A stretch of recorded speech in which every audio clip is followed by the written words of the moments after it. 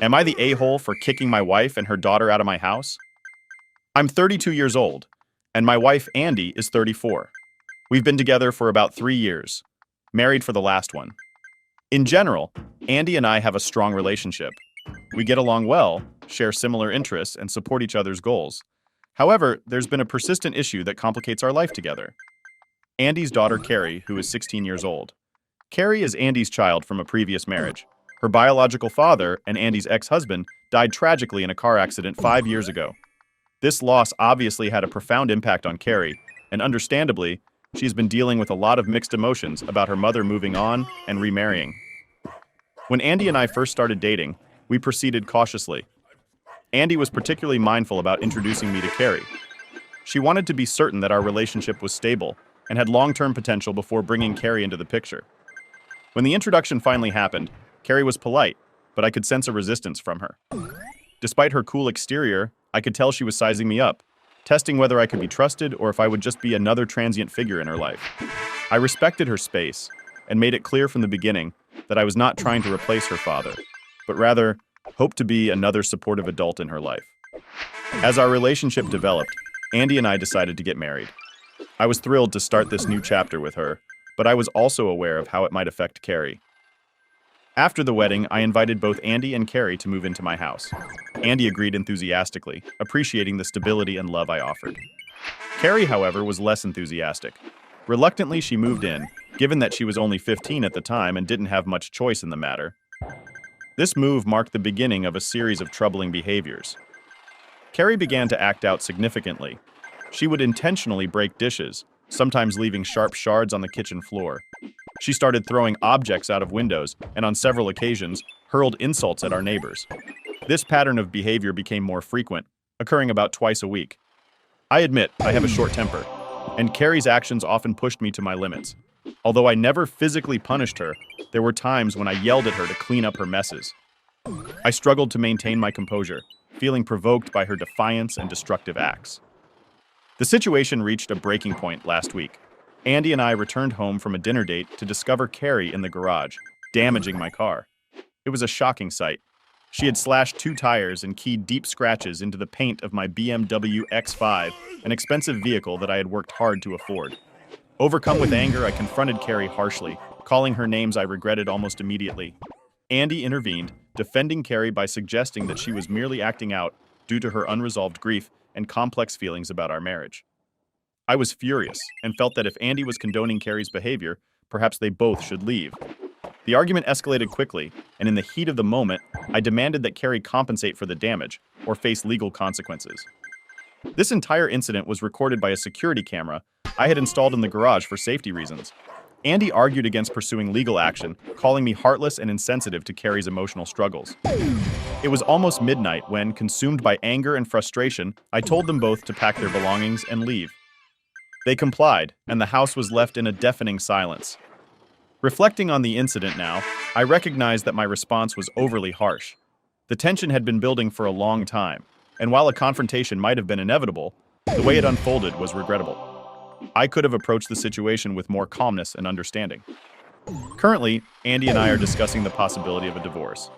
I am also consulting a lawyer about the damages to my car, but this legal route feels like a continuation of the conflict rather than a solution. I've shared these events with my parents, seeking their perspective. My mother, in particular, believes I may have acted too hastily, suggesting that I could be perceived as the antagonist in this scenario.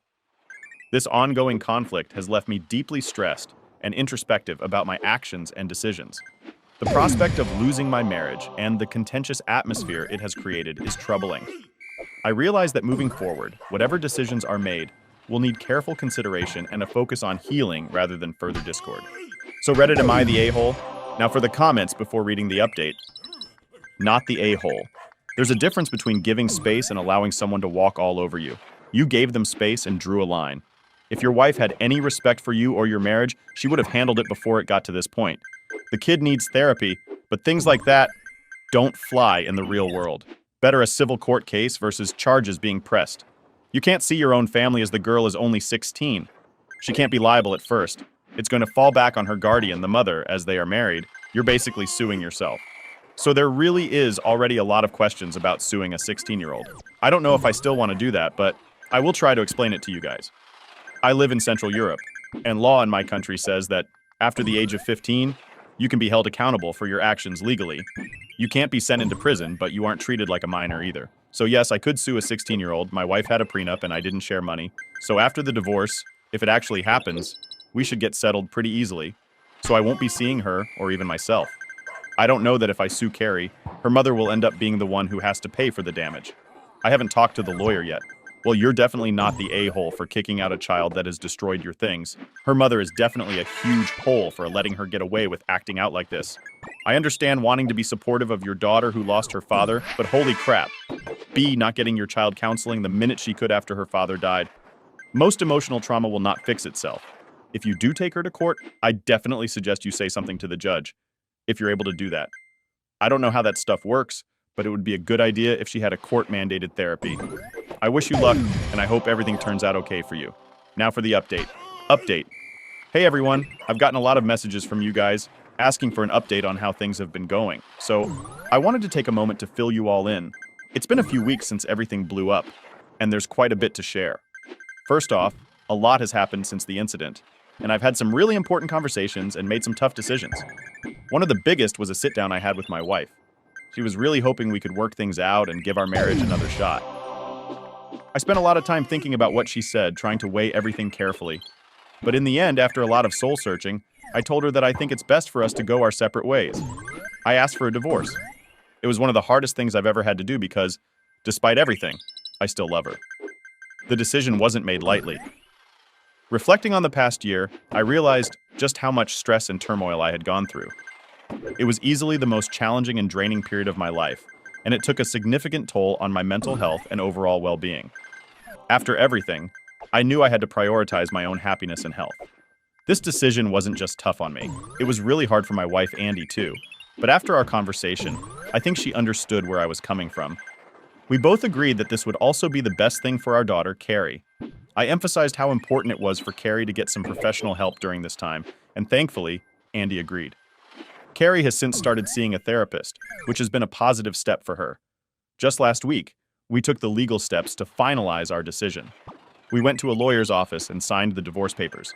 Everything went more smoothly and quickly than I expected, largely because we had a prenup in place and had always kept our finances separate. Plus, since our marriage was relatively short, only lasting a year, there weren't too many complications. While the big stuff is mostly handled, there are still a few small things we need to sort out. But for the most part, it feels like we're nearing the end of this chapter. On another note, I also had to deal with some unexpected issues regarding my car. Recently, I discovered that my car had been vandalized. Someone slashed the tires, scratched up the paint all over, and even cracked a few of the windows. It was a shock and just added to the stress. After meeting with my lawyer and getting everything assessed, the total damage came out to about 6,000 euros. Considering the average salary here is around 1,000 euros a month, that's a huge hit, and definitely not something I was prepared for. It's another challenge to work through, but I'm handling it one step at a time. So this is a lot of money. We talked to my insurance company, and my insurance doesn't cover vandalism or any kind of this type of damage. My lawyer strongly advised me to go to the police and press charges against Carrie. I wasn't sure about this, but he said if anything goes wrong, this will help my case. So I did that a couple of days after I met with Andy to talk about the situation. We both brought her lawyers to help us with the legal stuff. I told my insurance won't cover anything, and I want her to pay for all the damage. She said that she doesn't have that much money. They moved in with her parents and she is looking for a new place. So she needs all the money that she can get right now. I offered to pay for the damage now, and she will be paying me back when she has the money. She agreed because I reported Carrie to the police. She will have a criminal record, which sucks, because it will likely cause her problems in the future. But she kind of brought this on herself, and in a couple of weeks, she will be facing something like a civil rights court. My lawyer said that she will end up likely be getting a court-ordered psychiatrist and some hours of community work. It has been a really rough couple of weeks, but my amazing friends helped me a lot to get through this all, and I'm glad it's over. Also, thank you guys for your judgments and kind messages. Story 2. Am I the a-hole for not offering to pay for my husband and his kids, leading him to spend all of his savings? So, let me tell you about what's been going on with my husband John and me. For quite some time, John has been getting really upset over small things, becoming super moody, and just generally pulling away from me. This behavior kept building up until I just couldn't take it anymore. I decided it was time to sit down and talk about possibly going our separate ways because the tension was just too much. When we finally had that conversation, it turned into a huge argument. During the heat of it all, John ended up telling me all about his financial troubles. Now, even though we've always called each other husband and wife and even had a wedding, we never legally tied the knot. The main reason for this is because we both have kids from previous relationships, and we wanted to make sure our assets would go directly to them when we're gone. During our argument, John dropped a bombshell. He's basically out of savings. He explained that the money he had been setting aside for his retirement and his kids' education had vanished. To make things worse, he said it was all my fault because he had spent his savings trying to keep up with my lifestyle, which was a shock to me. Here's the thing. I own our house outright, so there are no mortgage payments. And when it comes to our daily expenses, we split everything 50-50. There's nothing outrageous about our bills or living costs. However, I do admit I have a taste for luxurious travel. I travel quite a bit, often to exotic or high-end destinations, and I've always invited John and his kids along. I never pressured them to join, but I guess there was an unspoken expectation that they would come and cover their own costs. John has almost always accepted these invitations until recently. Additionally, I often buy nice things for my kids, things that John thinks are extravagant, but to me, they're just normal gifts.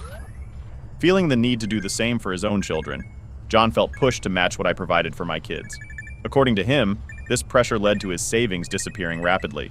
When I confronted him about why he would drain his savings knowing he couldn't really afford to keep up, he likened it to trying to keep up with the Joneses, but even more challenging because it was happening right in his own home. He argued that since I knew about his job and his financial situation, I should have realized that this lifestyle was unsustainable for him. He suggested that it would have been kinder if I had offered to cover the costs for the trips and other luxuries instead of just dangling them in front of him and his kids.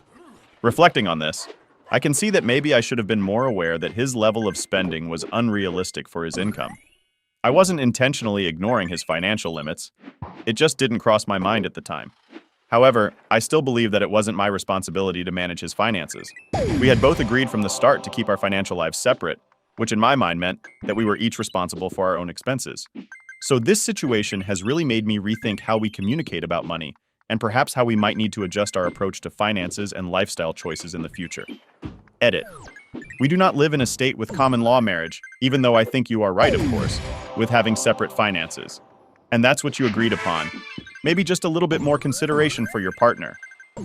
Now for the updates. Update 1. After I shared my story online and saw all the comments people left, I realized I needed to take a step back and really think things through about my relationship with my husband. The situation had gotten pretty complex and emotional, so I figured it might be best for us to take a break from each other during the holiday season, hoping it would help us avoid any more conflicts or hard feelings. He wasn't exactly thrilled with the idea of us spending the holidays apart, but after some discussion and explaining why it was necessary, he agreed. This gave us both some space to cool off and think about our next steps separately. Once things seemed a bit more settled, we decided it was time to meet up and have a serious talk about his financial situation, which I felt we needed to understand better.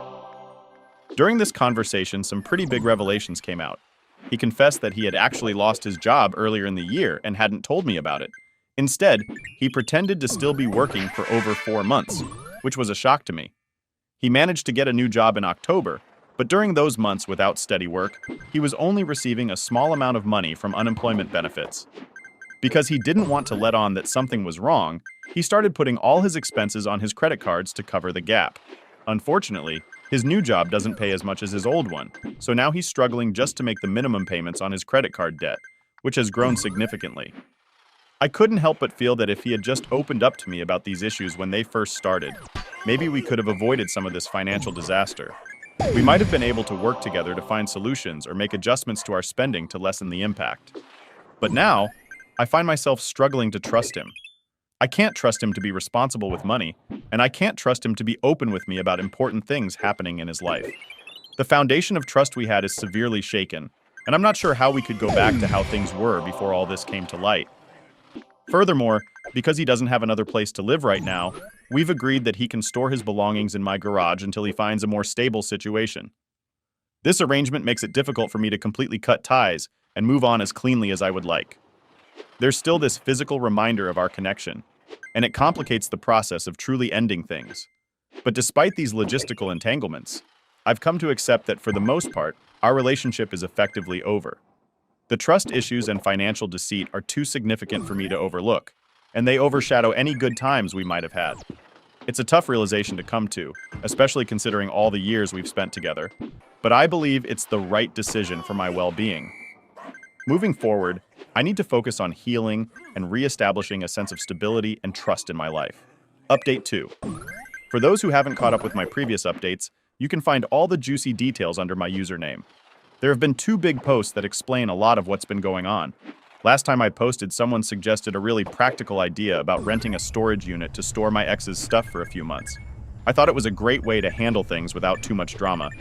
However, when I brought up the idea of a storage unit to my ex, he wasn't into it at all. He claimed that the closest storage facility was too far away, which seemed like just another excuse.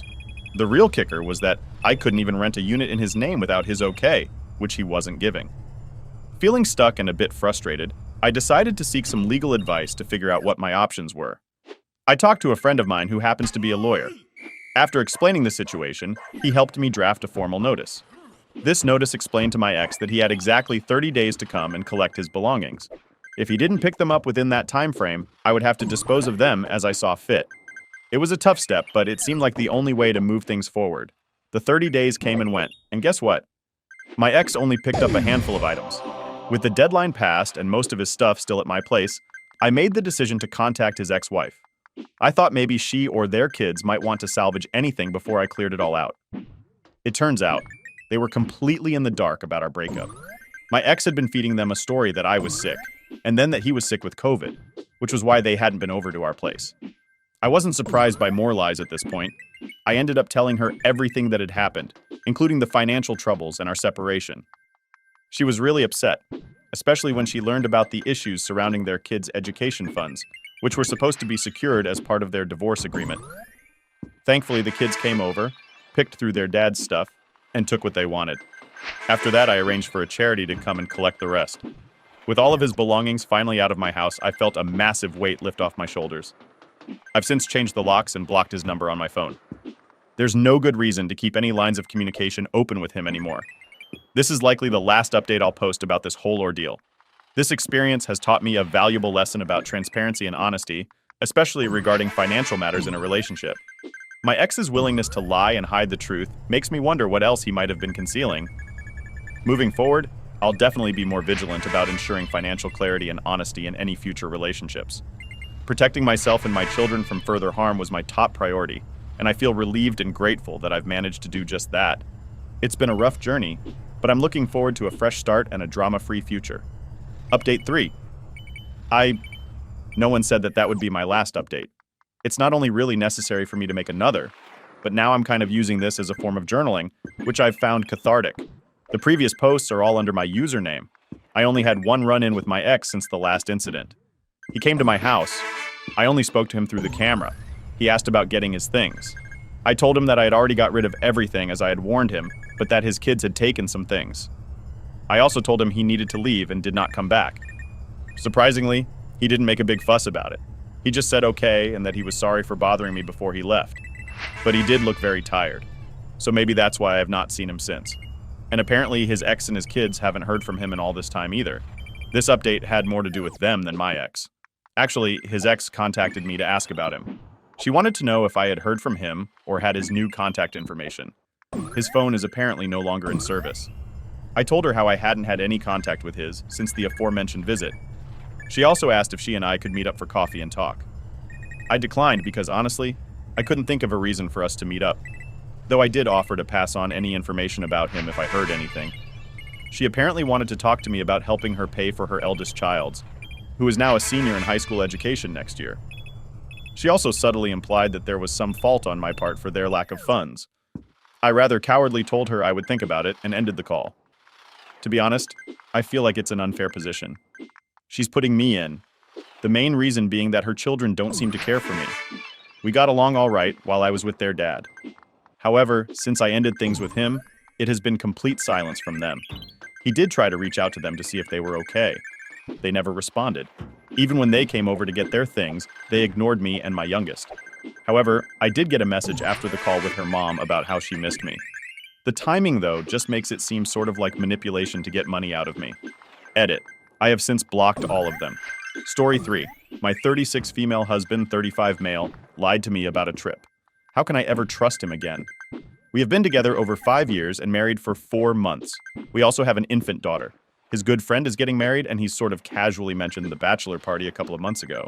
I assumed it was going to be where they're from and where the wedding is, and when I mentioned it maybe a month after he brought it up, he said, "No, it's in Miami." Okay, he was never super detailed and avoided speaking much about it. I don't really agree with the whole idea of bachelor parties, but he acts like I'm the only one of his friends and spouses who might even think twice. The only thing that I mentioned was that it wasn't the best time because I'm back from maternity leave and he is caring for the baby while he is on leave. He did suggest a backup plan of asking a relative to come by. I work at home, but we also have a young dog that goes crazy when new people are around. And I would spend the whole time listening to him bark or dealing with him. Also, the baby can't go anywhere else because she refuses the bottle. So he never asked, but made the plan. And I didn't protest because I'm made to look like the only one who cares about this sort of thing. Also, he told me last minute he was leaving Wednesday and not Thursday, leaving me down another workday. He acted like it was a mistake, but I'm not sure. Anyway, the second day he was gone, I had to call him for something related to a contractor. He called me the night before and connection was terrible. Well, the phone rings, and it's not the same ring as usual. So I look it up, and that is the ring. Years when you're in Europe or South America. Okay, so I investigate to get facts before I ask. I check and his passport has gone. In his email on her laptop, there's a booking confirmation from Miami to Colombia made over 2 months ago. So I text and ask if he is in Miami. I should have just waited, but I'm too impatient and I tell him that that's the last time he will ever lie to me. He gets back to me and tells me he was just told to bring his passport, and he didn't plan for anything. He already tried to set this lie up before he left by telling me he was told there were a lot of surprises but never said anything about a passport. Well, obviously it is all a lie because it was booked months ago by him. So I press and he still doesn't admit to it. But I tell him I know the truth. Kasim out and ignore him. On top of all that, he stays there, still doing whatever he is doing. Oh, and it's Mother's Day weekend, and I just get a text that says Happy Mother's Day. And there is something in the mail. There's not a cell. Mostly ignore him. Of course I am furious. Obviously he lied because of what happens down there. He could have been doing the same in Miami though, but he felt he needed to lie. He kept saying he's just dancing with no one and showing everyone is wrong. When they tried to speak with him, I don't believe it for a minute. There were red flags before and a history of mistrust on his part. And besides having my daughter, my biggest regret is not leaving him. Then, I now feel like I'm stuck for my daughter's sake and don't know what to do. He comes home today. I don't want to be here, but I need to be with the baby so I can work. And I know he won't leave either. So do I just pretend that I'm not absolutely disgusted at the sight of him? For her sake? TLDR husband said he was going to Miami for a bachelor party and I found out he went to Colombia. We have a new baby and I feel stuck. Edit to add paragraphs. Edit. Just to be clear, it was his plane ticket there was booked by him over 2 months ago. It was a best man or groomsman that planned the entire thing. Still a liar regardless, but I think it came across as if he booked the whole thing, and not just his plane ticket. Story 4. My Sil begged her mom for $10K for an emergency surgery and went and got a breast augmentation. My Emile is not a wealthy woman. She had a plan with her insurance where she could have $10K loan at the drop of a hat for medical purposes. I'm not sure the details beyond that, interest rate or payback plan details. My Sil was in a toxic relationship where her and her boyfriend would be drunk 12-20 HRs a day. They got into a few domestic fights. One where she had an open wound to her lower back, superficial 2-3 cm laceration which looked to be caused by glass or a small sharp object. Another fight that caused him to have a broken nose and black eye. We attempted to intervene between the two, but they'd never give a full story. We'd be there during police reports to try to pull more information out, but the stories would be, he tripped down the stairs or I stood up into a piece of glass. We spoke individually with them about getting TROs, but neither pursued one until their relationship finally ended. They did finally leave each other after she cheated on him for the second time. 2 months after their relationship ended, my SIL went to her mom and told her she needs an emergency chest surgery because of an injury sustained during her relationship with her ex. She wanted her mom to pay for it with the medical loan, and she'd pay her back over time. Her mom called me. I work in the healthcare field, and so family call me for almost anything medical related, to ask about what type of surgery she'd possibly need. I looked up the surgeon and saw that he was a local plastic surgeon who did mostly breast augmentations and lifts. I told my MIL to find out the name of the surgery, but my SIL refused to name it. I told my MIL to not give her the money without knowing what it was for. She gave her the dollar, 10K. My SIL got a breast augmentation. She literally got fired her first day back to work because she talked back to her boss. She hadn't informed them that she was getting a medical procedure done. When the boss asked her to hand out food trays at an event, she said to him, "I can't do that. Can't you see I just got a boob job?" She later moved out of state and got another job. She's not paid my mill a single penny. My mill took money out against the house to pay for it. It's been 6 years since the surgery. Fortunately, my mill has stopped communicating with her daughter and therefore has stopped enabling her as well.